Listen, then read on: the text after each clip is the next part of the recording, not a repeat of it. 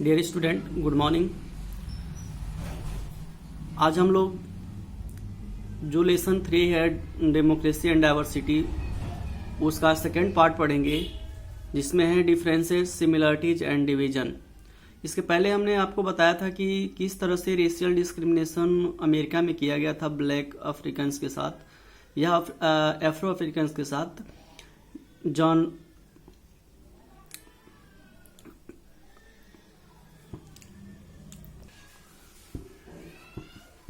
Tommy Smith, John Carlos और Peter Norman Peters ने इस रेशियल डिस्क्रिमिनेशन को इंटरनेशनल स्टेज पर उठाने का प्रयास किया था और वह लोग उठाने में सफल भी हुए थे।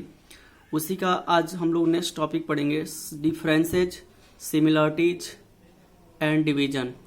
अर्थात डिफरेंसेज मीन असमानताएं, सिमिलरिटीज मीन समानताएं और डिवीजन मीन्स विभाजन। All country have different types of similarities. अर्थात पूरे वर्ल्ड में सारा कंट्री जो है वह किसी न किसी प्रकार से डिफरेंसेज रखे हुए हैं।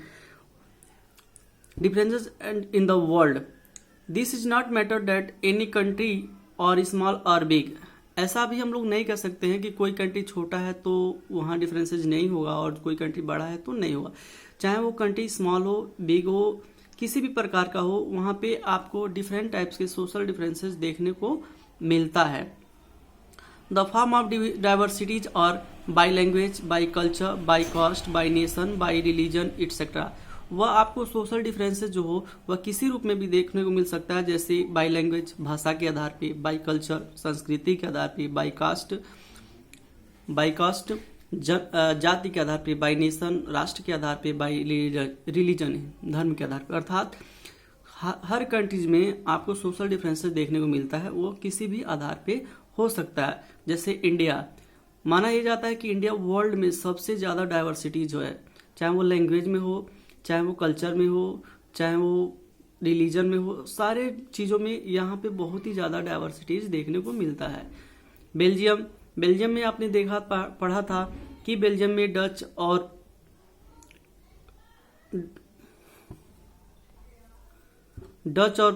फ्रेंच में वहां पे डाइवर्सिटीज था। श्रीलंका में आपने देखा था कि श्रीलंकन तमिल्स और इंडियंस तमिल्स में डिफरेंसेस था।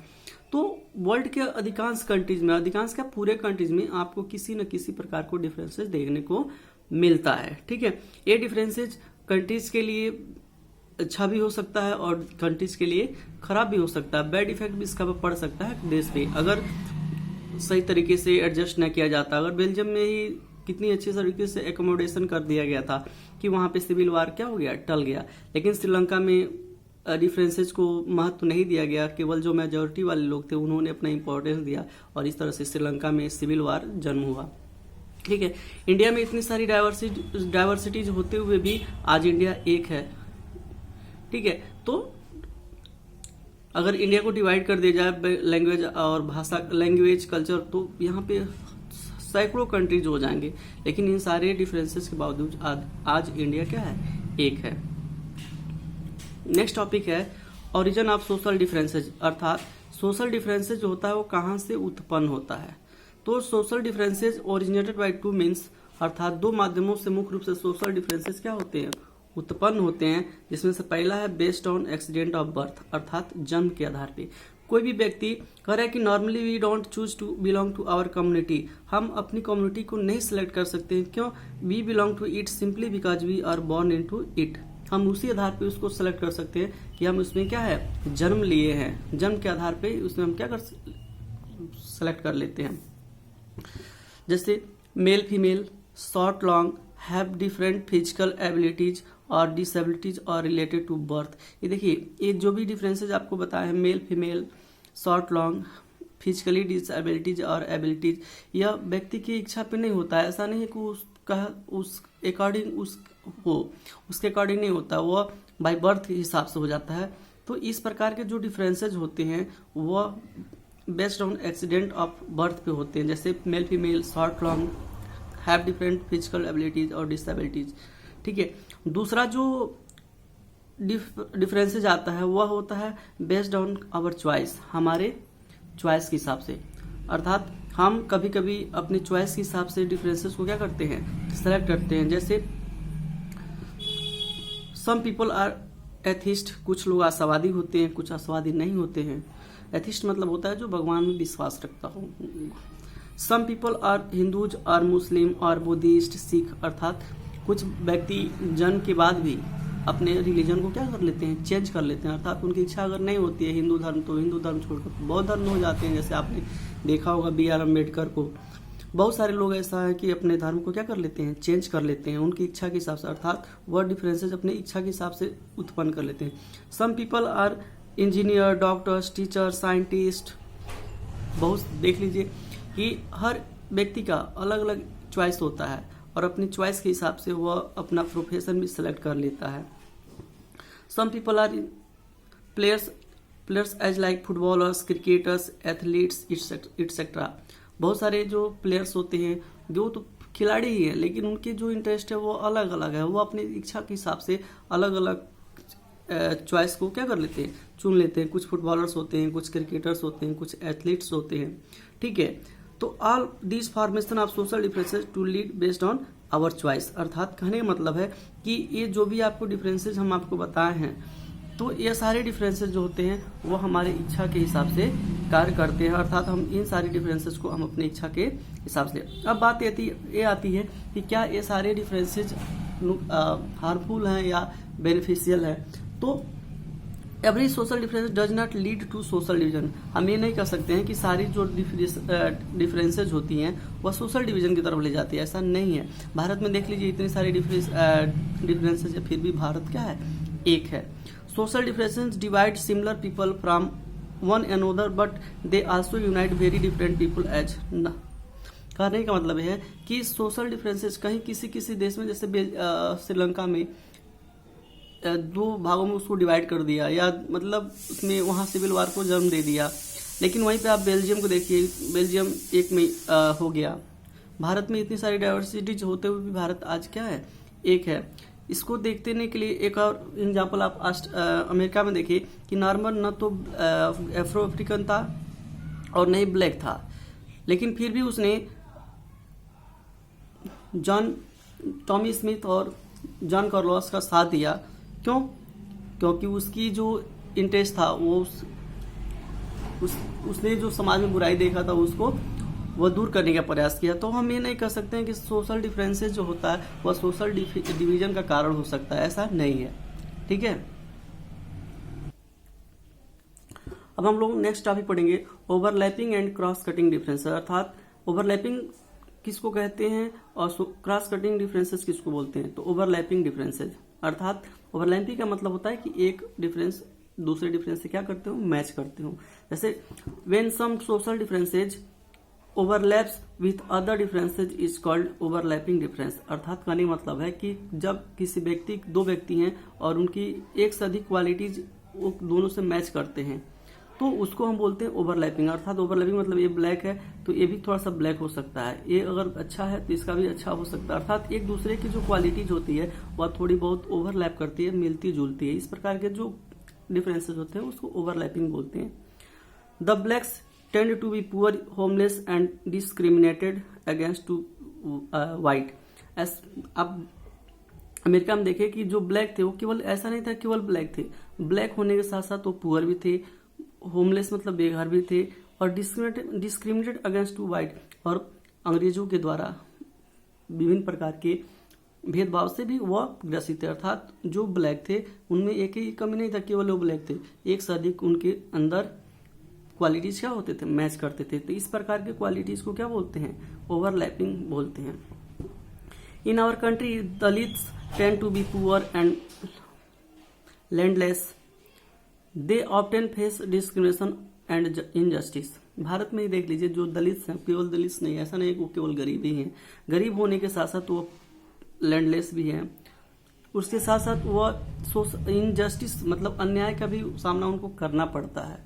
अर्थात केवल गरीब होते तो कोई बात नहीं है, लेकिन गरीब होने के साथ साथ इनजस्टिस, लैंडलेस भी है, तो अर्थात उनकी जो क्वालिटीज है वह क्वालिटीज एक से अधिक क्वालिटीज से मैच कर रहा है, तो इसलिए हम इसको बोलते हैं ओवरलैपिंग डिफरेंसेस। ठीक है, दूसरा इसका होता है क्रॉस कटिंग डिफरेंसेस मतलब जो क्रॉस एक दूसरे को क्रॉस कर दे अर्थात काट दे, मतलब मैच ना करे।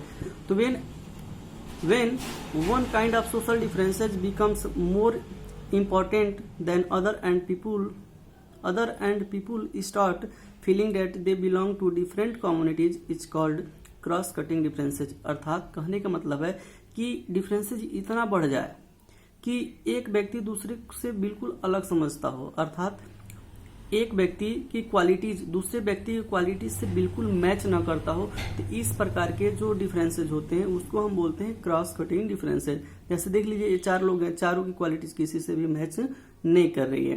तो इस प्रकार की जो क्वालिटीज होती है उसको बोलते हैं डिफरेंसेज होते हैं, इस प्रकार को डिफरेंसेज बोलते हैं क्रॉस कटिंग डिफरेंसेज। जैसे northern Ireland and the Netherlands, आप यहाँ पे 2 एग्जाम्पल दिया है, एक आयरलैंड का और दूसरा नीदरलैंड्स का। Both are predominantly Christians but divide between Catholics and Protestant. अर्थात जो आयरलैंड और नीदरलैंड्स दोनों कंट्री में जो है मेनली तो क्रिश्चियन है, लेकिन वो दोनों क्रिश्चियन किस में डिवाइड है, एक कैथोलिक्स और दूसरा प्रोटेस्टेंट में क्या है, डिवाइड हुए हैं।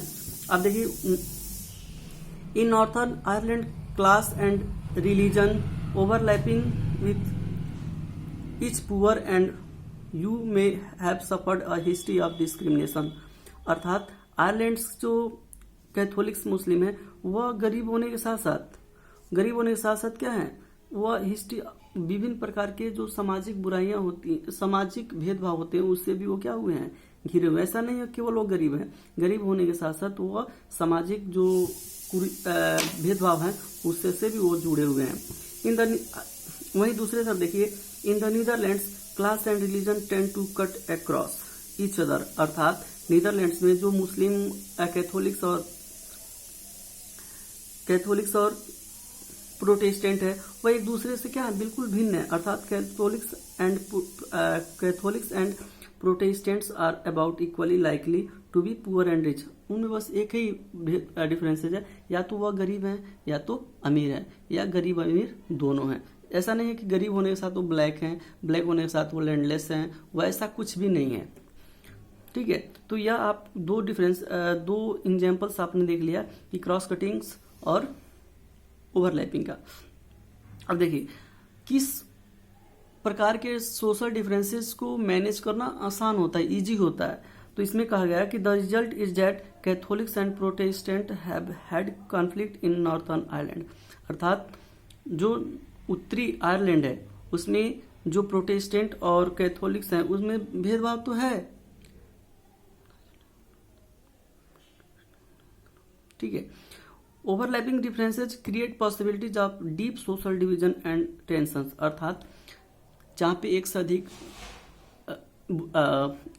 सोशल डिफरेंसेज होते हैं वहाँ पे मैनेज करना क्या होता है, आसान नहीं होता है। अर्थात एक चीज़ मैनेज करने का कोशिश किया जाता है तो दूसरी में उसमें डिफरेंसेज आ जाता है, दूसरे को मैनेज करने का प्रयास किया जाता है, तीसरे में डिफरेंसेज आ जाता है।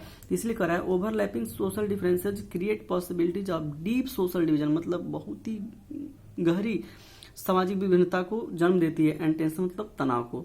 वहीं पे जो क्रॉस कटिंग सोशल डिफरेंसेज होता है इजियर टू एकोमोडेट। अर्थात क्रॉस कटिंग जो सोशल डिफरेंसेज होता है वो उसको मैनेज करना आसान होता है, क्योंकि वहाँ पे ज़्यादा डिफरेंसेज नहीं होता है।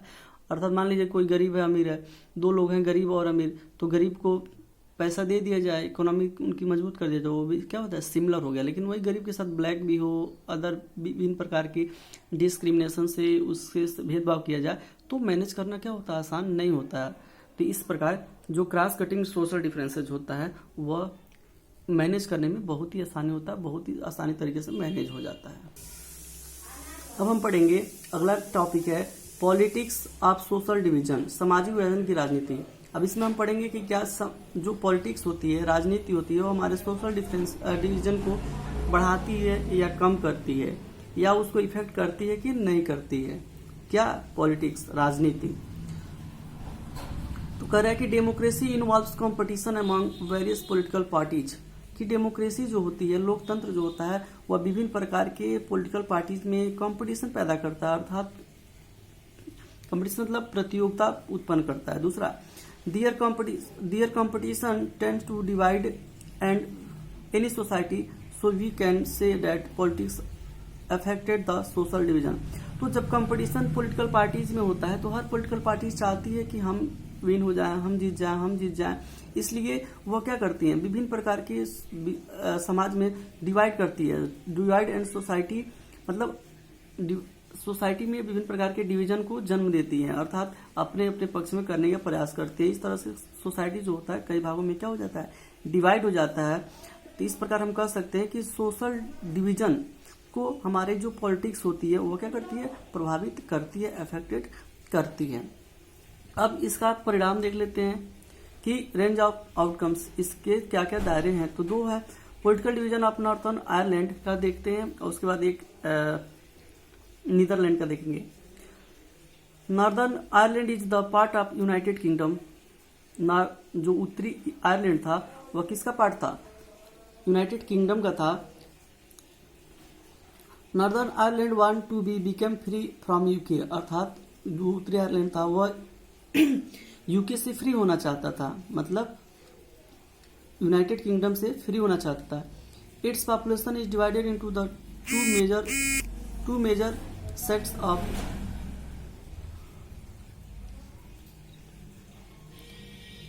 डेस्टिनिटी, अर्थात जो उसकी वहां जो आयरलैंड के जो लोग थे वह मुख्य रूप से दो भागों में क्या थे, डिवाइड थे, जिसमें से 53% जो थे वह प्रोटेस्टेंट थे और 44% जो थे वो रोमन कैथोलिक्स थे।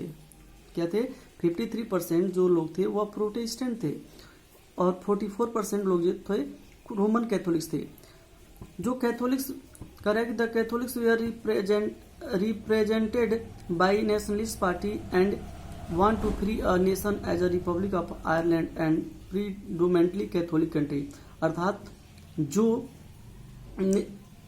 कैथोलिक्स थे वह उनकी जो पार्टी थी वो नेशनलिस्ट पार्टी थी और वह चाहती थी कि पूरी तरह से आयरलैंड क्या हो, फ्री हो और एक कैथोलिक कंट्री के रूप में, अर्थात कैथोलिक कंट्री के रूप में क्या हो, उभरे सामने आए। वहीं पे जो दूसरी पार्टी थी दूसरे में लोग थे, the protestant way are represented by unionist who wanted to remain with UK which is predominantly Protestant।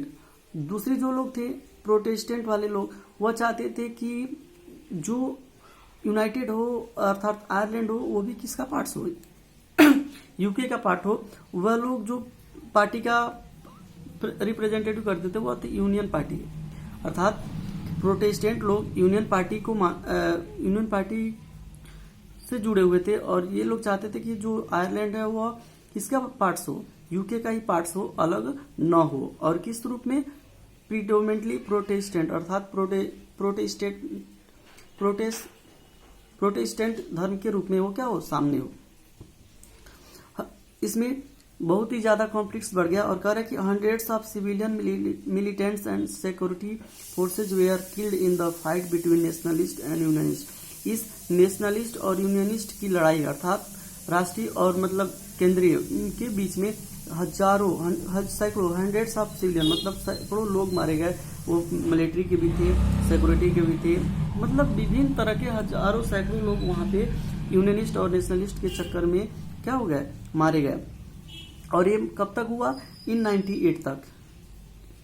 In 98, the UK government and the nationalists reached a peace treaty, after which the later suspended their armed struggle। और यह जो struggle था unionist और nationalist के बीच में वह 98 तक चला और 98 में जाकर के यूके गवर्नमेंट और नेशनलिस्ट गवर्नमेंट के बीच में एक शांति समझौता हुआ और इसके बाद यह जो स्ट्रगल था उसको क्या कर दिया गया, समाप्त कर दिया गया। तो आपने यहाँ पे देखा कि पॉलिटिक्स जो थी एक यूनियनिस्ट थी और दूसरा जो पार्टी थी वो थी नेशनलिस्ट। उन दोनों पार्टियों ने वहां की सोशल डिवीजन को क्या किया, बढ़ाया, अर्थात दोनों ने मिलकर के दोनों पार्टी अपने अपने पक्ष में गए प्रोटेस्टेंट और कैथोलिक्स के रूप में। तो हम ओवरऑल देख रहे हैं कि जो पॉलिटिक्स होती है वह हमारे सोशल डिफरेंसेस को क्या करती है, जन्म देती है, अर्थात हमारी सोसाइटी को क्या करती है, डिवाइड करती है, बांटती है। लेकिन ऐसा भी नहीं है कि बांटती है तो वह उसका गलत प्रभाव। अब दो अलग अलग ग्रुप में हो गए तब इससे क्या होगा कि गवर्निंग करने में बहुत ही आसानी हो जाएगा, अर्थात अपने अपने अकॉर्डिंग दोनों कंट्री दोनों रिलीजन वाले लोग अपने अपने हिसाब से क्या करेंगे, गवर्न करेंगे। गवर्न करने में उनकी क्या हो जाए, बहुत सारे कार्य ईजी हो जाएंगे और किसी भी प्रकार का कोई डिस्क्रिमिनेशन भी नहीं रहेगा। तो सोशल डिवीजन तो हमारी पॉलिटिक्स बढ़ाती है, लेकिन ये उस कोई जरूर नहीं कि वो बुरा प्रभाव डालती हो, अच्छा भी प्रभाव डाल दी। अब इस यहाँ पे अच्छा कि मतलब हुआ कि आराम से दोनों लोग क्या करेंगे, अपने अपने अकॉर्डिंग रूल्स बनाएंगे, अपने अपने अकॉर्डिंग वहाँ पे कार्य करेंगे, जिससे सोशल डिफरेंसेज और सोशल जो डिस्क्रिमिनेशन होता है वो क्या होगा, कम हो रहेगा। ठीक है। दूसरा हम देखते हैं political division of Yugoslavia. Yugoslavia पे पॉलिटिकल डिवीजन को क्या प्रभाव पड़ता है, तो आप यूगोस्लाविया के देखेंगे कि वहाँ की भी जो पॉपुलेशन है, यूगोस्लाविया's population was divided into two sects, that Catholic Muslim and eastern Orthodox. अर्थात यहाँ की भी जो सोसाइटीज है वो अभी दो भागों में डिवाइड है, लेकिन यहाँ पे सोशल डिफरेंसेस इतना ज़्यादा है कि story of Yugoslavia was not good at ending time and Yugoslavia was divided into 6 independent country. यहाँ पे इतने ज़्यादा डिफरेंसेज है पॉलिटिकल पार्टीज में कि कोई भी पॉलिटिकल पार्टीज अकॉर्डिंग संविधान का कोई भी काम नहीं करती है, कोई भी मतलब एक दूसरे से इतना ज़्यादा स्ट्रगल है, इतना ज़्यादा डिस्क्रिमिनेशन है कि कोई किसी से मतलब नहीं मैच करता है। और इस तरह से आप देखेंगे कि यूगोस्लाविया जो एक बहुत छोटा कंट्री है, लेकिन उसमें भी वो 6 भागों में क्या हो गया, डिवाइड हो गया। अर्थात यहाँ पर हमारे जो पॉलिटिक्स है वो यूगोस्लाविया को बहुत ही ज़्यादा प्रभावित किया है, because their political competition was very conflicts. वही हम आपको बताया कि यहाँ पे बहुत ही ज़्यादा पॉलिटिकल डिफरेंस है, पॉलिटिकल कॉम्पिटिशन है। Every political party wanted to win the election, so he promises the people too many types. अर्थात जो भी वहाँ की जो पॉलिटिकल पार्टीज हैं वो अब सब पार्टीज चाहती है कि मैं जीतूँ, इसलिए वह विभिन्न प्रकार के प्रॉमिस जनता से करती है और इस तरह से पूरी यूगोस्लाविया को 6 भागों में क्या कर देती है, डिवाइड कर देती है वहाँ की पॉलिटिक्स। तो हम कह सकते हैं कि जो पॉलिटिक्स होती है वो हमारे सोशल डिवीजन को क्या करती है, डिवाइड करती है, सोशल डिफरेंसेस को क्या करती है, जन्म देती है। ठीक है। अगला जो टॉपिक है 3 डिटर्मिनेंट्स, अर्थात 3 अवयव, 3 जो बिंदु होते, 3 आयाम जो होती हैं वह किसी भी कंट्री के को प्रभावित कर सकती हैं। ठीक है। चाहे वो पॉलिटिकल कंडीशन कैसा भी हो, अगर वहाँ के 3 डिटर्मिनेंट्स अच्छा है, गुड है, तो वहाँ पॉलिटिक्स नहीं प्रभावित कर सकती है। तीसरा, तीनों कौन कौन है, जिसमें पहला है आइडेंटिटी ऑफ द पीपल, लोगों का पहचान, मतलब लोग अपने आप को कैसा देखते हैं। अर्थात if the people see their identity in a singular and exclusive terms, it becomes very difficult to accommodate, as Northern Ireland saw themselves as only Catholic or Protestant. Their differences were difficult to reconcile. कहने का मतलब है कि जब किसी भी country के लोग अपनी पहचान केवल सिंगुलर धर्म से, सिंगुलर व्यक्ति से, सिंगुलर एरिया से जब रखते हैं, तो वहाँ पे जो कॉन्फ्लिक्ट्स होता है बहुत ही ज़्यादा बढ़ जाता है। ठीक है। दूसरा है कि if the people see their identity in multiple and complementary with the national identity as Belgium India. अर्थात दूसरा कह रहा है कि अगर किसी भी कंट्रीज के लोग अपनी पहचान केवल खुद के लिए, खुद के जाति के लिए, खुद के धर्म के लिए ना करके सबके लिए करें, मल्टीपल करें, अर्थात सबको एक समान भाव रखें, एक दूसरे का पूरक समझें और उनकी जो पहचान हो वो राष्ट्र के लिए हो, तो वहाँ पे जो पॉलिटिक्स होती है वो किसी भी प्रकार से वहां को प्रभावित नहीं कर सकती है। अर्थात कहने का मतलब है कि किसी भी कंट्री के पॉलिटिक्स को प्रभावित, कोई भी कंट्री किसी भी कंट्री का पॉलिटिक्स किसी कंट्री को प्रभावित कर रहा है कि नहीं, वहाँ पे जो पहला आयाम है वह है कि अगर वहाँ के लोग अच्छे हैं, लोग अपने बारे में सोचते हैं, लोग पूरी कंट्री के बारे में सोचते हैं, लोग पूरे देश को अपना मानते हैं, तो वहाँ किस पॉलिटिक्स प्रभावित नहीं कर सकती है। दूसरा है role of political leaders. Role of political leaders मतलब राजनीतिक नेताओं का योगदान। अर्थात कह रहे कि ई political leaders take a social differences positive thinking as a resources then that country are not divided. कह रहे कि अगर जो पॉलिटिकल लीडर्स होते हैं, अगर वह सोशल डिफरेंसेस को एज अ रिसोर्स के रूप में लें और अच्छी थिंकिंग के रूप में लें तो कभी भी देश डिवाइड नहीं होगा, अर्थात वहाँ पे सोशल डिवीजन कभी भी उत्पन्न नहीं होगा। लेकिन if the political leaders give only itself importance not people society then the conditions of that country is very worse. अर्थात जब पॉलिटिकल लीडर्स जो हों वह केवल अपने पार्टी को महत्व दें, दूसरी पार्टी को नहीं, अब जिस पार्टी को वो पार्टी जिस कास्ट को, जिस धर्म को इम्पोर्टेंस देती हो केवल उसी को दे, दूसरे को नहीं, तो वहाँ पे जो सोशल डिफरेंसेस होता है बहुत ही ज़्यादा बढ़ जाता है। अर्थात कहने का मतलब है कि सोशल डिफरेंसेस को जन्म देने में हमारे जो पॉलिटिकल लीडर्स होते हैं उनका भी क्या होता है, योगदान होता है। अगर ये लीडर्स अच्छे हैं तो सोशल डिफरेंसेस को नहीं जन्म होगा, और अगर ये अच्छे नहीं हैं, देश के बारे में नहीं सोचते हैं, तो यहाँ पे सोशल डिवीजन क्या होगा, बढ़ जाएगा। तीसरा है रोल ऑफ गवर्नमेंट, सरकार का योगदान।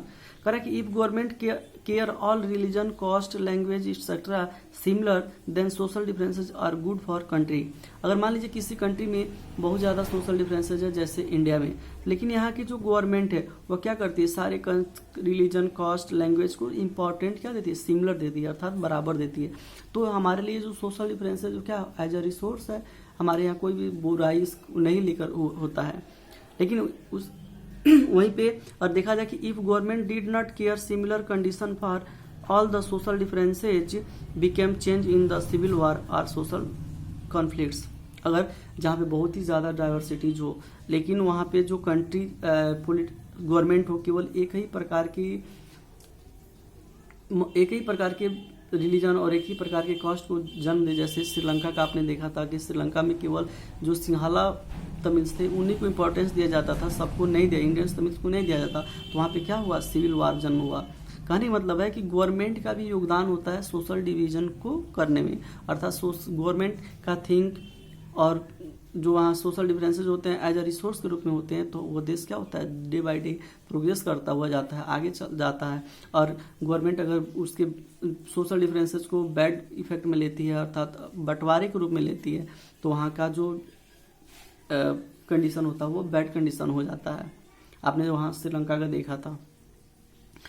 इस प्रकार कंक्लूजन, निष्कर्ष निकला कि at least we can say the role of political parties politics are very important for country और पीपल।